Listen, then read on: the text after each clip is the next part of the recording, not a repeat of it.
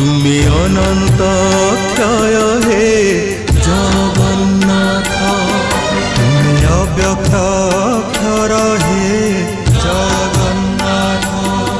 নিজ ইচ্ছারু সৃজিল এ জগত, আদি নাহি যে তুমার নাহি অন্ত। তুমে পবিত্র ওঙ্কার চির সত্য, নীল সিন্ধু তীরে নীলাচল, তহি বিরাজিত বড় দেউল। দারু ব্রহ্ম রূপে হে বিশ্বপাল,